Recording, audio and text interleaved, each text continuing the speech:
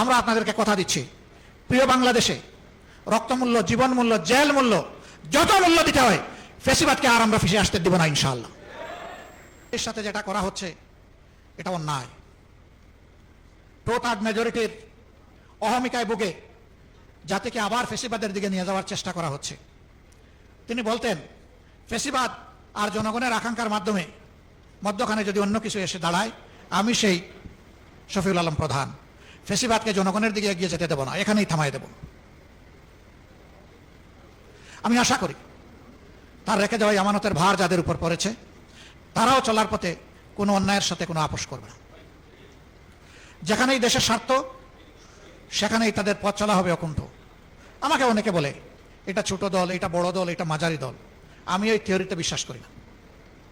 আমি বিশ্বাস করি একটা দল নির্দিষ্ট আদর্শ, তার কর্মসূচি, তার লক্ষ্য নির্ধারণ করে একটা দল তৈরি হয় এবং এগিয়ে যায়। দল কোনটা ছোট আর বড় এটা জনগণ বিচার করবে, এটার দায়িত্ব আমার না। আমি পার্সোনালি সুস্থ ধারায় গড়ে ওঠা দেশপ্রেমিক সকল দলকে সম্মান জানানো আমার দায়িত্ব মনে করি এবং চেষ্টা করি আমার ব্যক্তি জীবনে, সাংগঠনিক জীবনে এটাকে মেনটেন করার। আমি কালকেও সংসদে বলেছি, আমি বিশ্বাস করি বর্তমান সংসদে সদস্য হিসাবে যারা ঢোকার সুযোগ পেয়েছেন, প্রবেশ করেছেন, তাদের সকলেই মজলুম। এর মধ্যে কেউ জেল কেটেছেন, এর মধ্যে কেউ কুখ্যাত আয়না করেছিলেন, এর মধ্যে কেউ ফাঁসির মঞ্চ থেকে ফিরে এসেছেন, আবার এর মধ্যে কেউ নির্বাসন থেকেও দেশে ফিরে এসেছেন। এরকম লোকদেরকে নিয়েই আমাদের বর্তমান সংসদ। এই সংসদ যদি মজলুম জনগণের দুঃখ না বুঝে, তাইলে কোন দিনের কোন সংসদ বুঝবে? এটি হবে চরম লজ্জার।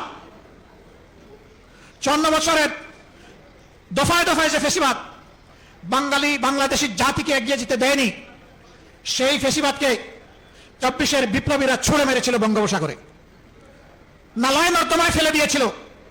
এখন সেই নর্দমা থেকে এটাকে তুলে আনতে চায় কারা? মনে রাখা দরকার, এই প্রজন্ম প্রমাণ করে দিয়েছে, এই প্রজন্ম যখন জেগে উঠে তখন মাসের পর মাস আর বছরের পর বছর আন্দোলন করার প্রয়োজন হয় না। তখন ওদের বুক চিতিয়ে যুদ্ধ করার সিদ্ধান্তই ফেসিবাদীদের কলিজায় কাঁপন ধরিয়ে দেওয়ার জন্য যথেষ্ট। আমরা বিশ্বাস করি এই প্রজন্ম যথাযথভাবে ফেসিবাদের বিরুদ্ধে এখনো তাদের অবস্থান স্পষ্ট।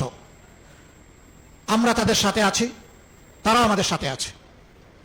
আমরা আপনাদেরকে কথা দিচ্ছি, প্রিয় বাংলাদেশে রক্তমূল্য, জীবন মূল্য, জেল মূল্য, যত মূল্য দিতে হয়, ফেসিবাদকে আর আমরা ফিরে আসতে দেব না ইনশাআল্লাহ।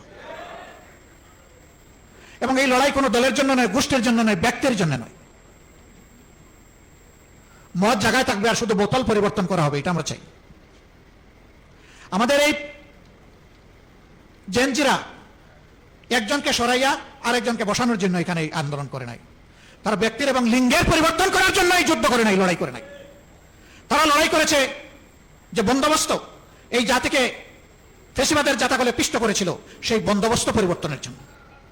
আমাদেরও লড়াই তাই। আমরা বিশ্বাস করি ন্যায় এবং ইনসাফের ভিত্তিতে একটা দেশ এবং জাতি গঠন করতে হলে একটা দলের নিজের ভিতরেই আগে ন্যায়, ইনসাফ এবং গণতন্ত্রের চর্চা হতে হবে। যারা নিজের দলের মধ্যে গণতন্ত্রের চর্চা করতে পারে না, যাদের নিজেদের নেতাকর্মীদের হাতে নিজেদের নেতাকর্মীরাই নিরাপদ নয়, তারা 18 কোটি মানুষের নিরাপত্তা দিতে পারবে না। তারা জনগণকে গণতন্ত্র উপহার দিতে পারবে না। তারা ন্যায় এবং ইনসাফ জাতিকে উপহার দিতে পারবে না। জনগণ ঠিকই বুঝেছে, 24-এ জনগণ ঠিকই রায় দিয়েছে। হয়তো প্রশ্ন করতে পারেন, রায় যদি আপনারা পেয়ে থাকেন তাহলে সরকার গঠন করতে পারলেন না কেন? আমাদের রায়কে হাইজ্যাক করা হয়েছে, ডাকাতি করা হয়েছে, জনগণকে অপমান করা হয়েছে এবং ইতিমধ্যেই তার রাজসাক্ষীও পাওয়া গেছে। হ্যাঁ, গুগু বারবার আসে দান খেয়ে চলে যেতে, কিন্তু কপাল যখন মন্দ তখন কিন্তু জালে বেঁধে যায়। গুগু, তুমি একবার জনগণের ধান খেয়েছো, আবার খাওয়ার চিন্তা করো না। এবার আসলে ঠিকই তোমার লেজ, ঠিকই তোমার পা, ঠিকই তোমার ডানা অবশ করে দেওয়া হবে।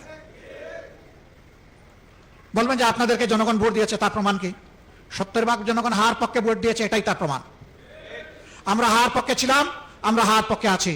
আমরা জনগণের সুপ্রিম উইলে আমরা সম্মান দেখিয়েছি, আমরা দেখিয়ে যাব। এই সংসদ মানুক আর না মানুক, গণভোটের রায় আমরা বাস্তবায়ন করব, আদায় করে ছাড়বো ইনশাআল্লাহ। অতীতের রেকর্ড এই বাংলাদেশে আছে। কেয়ারটেকার সহজে আসে নাই, ওই রকমই আমাদের আনা বিল ফেলে দেওয়া হয়েছিল। আমরা বলেছিলাম, চেয়েছিলাম সংসদে প্রতিকার, দিয়ে দিলেন আমাদেরকে জনগণের কাছে ফিরিয়ে। আমরা জনগণকে নিয়েই দাবি আদায় করবো এবং দাবি আদায় হয়েছে। এবারও আমরা চেয়েছিলাম সংসদের ভিতরে ইতিবাচক গঠনমূলক বিতর্কের মধ্য দিয়ে তার অবসান হোক, জনগণের আকাঙ্ক্ষার প্রতিফলন হোক। না, এই সংসদ আমাদের আকাঙ্ক্ষাকে উপলব্ধি করতে, সম্মান করতে ব্যর্থ হয়েছে।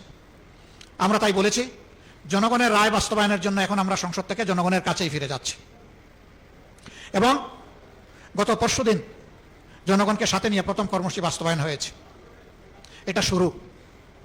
এর ভিতর দিয়ে ইনশাআল্লাহ যে আন্দোলন গড়ে উঠবে, এটা কোনো দল, ব্যক্তি, গোষ্ঠীর জন্য হবে না, এটা হবে 18 কোটি মানুষের জন্য।